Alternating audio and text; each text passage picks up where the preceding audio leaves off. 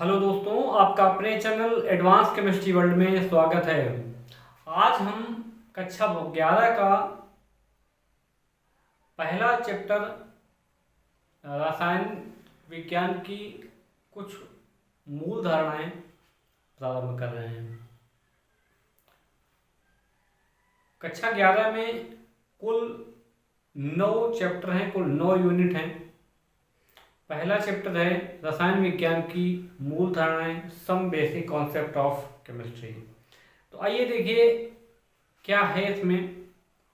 तो सबसे पहले आप देखिए रसायन विज्ञान क्या होती है। अगर आप जो पढ़ रहे हैं, जो विषय पढ़ रहे हैं, आपको उसकी जानकारी होनी बहुत आवश्यक है। तो क्या होती है रसायन विज्ञान? तो रसायन विज्ञान क्या होता है? विज्ञान की वह शाखा जिसके अंतर्गत किसी पदार्थ के निर्माण, गुण, उपयोग, संरचना का अध्ययन किया जाता है। किसका? निर्माण, गुण, उपयोग, संरचना, 4 चीजों का अध्ययन किया जाता है। क्या कहलाती है? रसायन विज्ञान कहलाती है। विज्ञान की वह शाखा जिसके अंतर्गत किसी पदार्थ के, किसके पदार्थ के निर्माण, गुण, उपयोग, संरचना का अध्ययन किया जाता है, अध्ययन करते हैं, रसायन विज्ञान कहलाती है। अब पदार्थ क्या होता है? पदार्थ किस चिड़िया का नाम है? तो पदार्थ को ये हम द्रव्य कहते हैं। पदार्थ को क्या कहते हैं? द्रव्य कहते हैं। तो पदार्थ क्या होता है? पदार्थ वह होता है जो स्थान घेरता है और जिसमें भार होता है। पदार्थ क्या होता है? पदार्थ में 2 गुण होते हैं, जो स्थान घेरता है और जिसमें भार होता है, उसको हम क्या कहते हैं?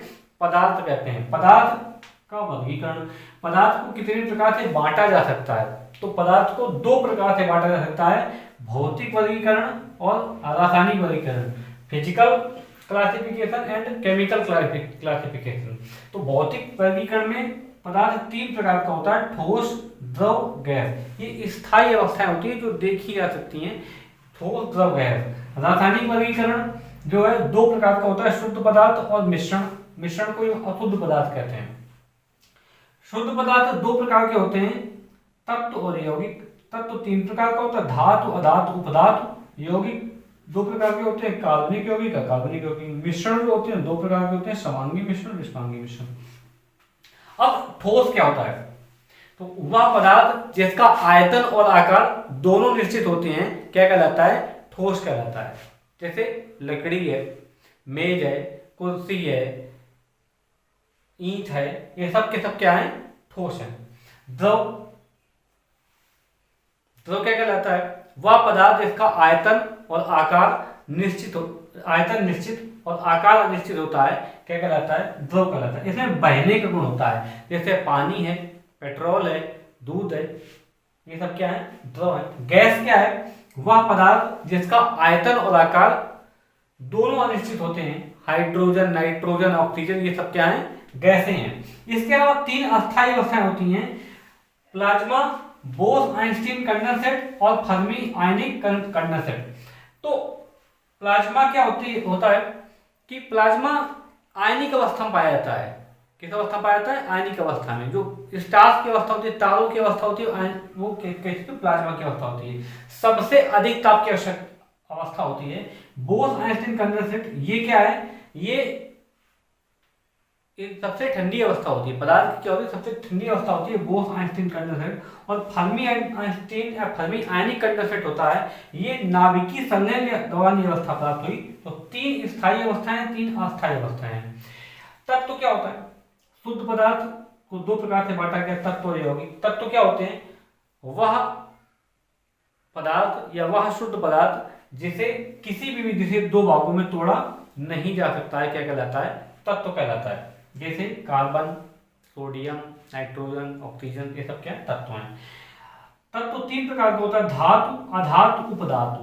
तो धातु क्या होते हैं? वे तत्व जिनमें इलेक्ट्रॉन त्यागने का लक्षण होता है। धातुओं में इलेक्ट्रॉन त्यागने का लक्षण होता है, क्या कहलाते हैं? धातु कहलाते हैं। धातु ये हमेशा धनायन होते हैं। अधातु क्या होते हैं? वे तत्व जिनमें इलेक्ट्रॉन ग्रहण करने का लक्षण होता है, ये हमेशा क्या होते हैं? अधनायन होते हैं। और उपधातु क्या होते हैं? जिनमें धातु और अधातु दोनों के गुण पाए जाते हैं, उनको क्या कहते हैं? उपधातु कहते हैं।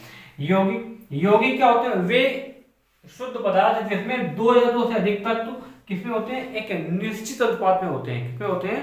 निश्चित अनुपात में होते हैं, यौगिक कहलाते हैं। जैसे H और O 2:1 में है, CH4 में C और H 1:4 में है। तो ये क्या होते हैं, वे शुद्ध पदार्थ जिसमें दो या दो से अधिक तत्व एक निश्चित अनुपात में पाए जाते हैं, क्या कहलाते हैं, यौगिक कहलाते हैं। यौगिक दो प्रकार के होते हैं, कार्बनिक यौगिक और अकार्बनिक यौगिक। कार्बनिक यौगिक क्या होते हैं, वे यौगिक जिनमें कार्बन की अधिकता होती है, कार्बन की प्रतिशत मात्रा अधिक होती है, और लाक्षणिक गुण जो होते हैं वो कार्बनिक यौगिक को पाए जाते हैं, क्या कहलाते हैं, कार्बनिक यौगिक कहलाते हैं। जैसे मेथेन है, एथेन है, एथिल अल्कोहल है, बेंजीन है, ये सब क्या है, कार्बनिक यौगिक हैं। अकार्बनिक यौगिक वे यौगिक जिनमें कार्बन के अलावा अन्य तत्व अधिक मात्रा में पाए जाते हैं, इनके लाक्षणिक गुण जो होते हैं वो अकार्बनिक यौगिकों के होते हैं, उनको क्या कहते हैं, अकार्बनिक यौगिक कहते हैं। जैसे सोडियम हाइड्रोक्साइड है, पोटेशियम कार्बोनेट है, सल्फ्यूरिक अम्ल है, ये सब क्या है, ये अकार्बनिक यौगिक है। मिश्रण जिसमें दो या दो से अधिक पदार्थ एक अनिश्चित अनुपात में मिले होते हैं, उनको क्या कहते हैं, मिश्रण कहते हैं। और मिश्रण दो प्रकार के होते हैं, समांगी मिश्रण, विषमांगी मिश्रण। समांगी मिश्रण आप ऐसे समझ सकते हैं कि जैसे पानी में हम चीनी घोल दें तो चीनी घुल जाएगी, तो वो क्या हो गया, समांगी मिश्रण हो गया। और पानी में कंकड़ डाल दें तो वो नहीं घुलेंगे, तो विषमांगी मिश्रण हो गया। तो दो प्रकार की, जिसकी प्रावस्था एक होती है, जिसकी एक तरह की अवस्था दिखने लगती है, उसको क्या कहते हैं, समांगी मिश्रण कहते हैं। जिसकी प्रावस्था एक से अधिक होती है, अगर पानी में कंकड़ डालेंगे, कंकड़ नहीं घुलेंगे, तो उसमें द्रव भी है और ठोस भी है।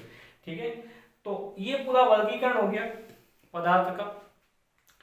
आशा करते होंगे कि आपको ये समझ में आया होगा।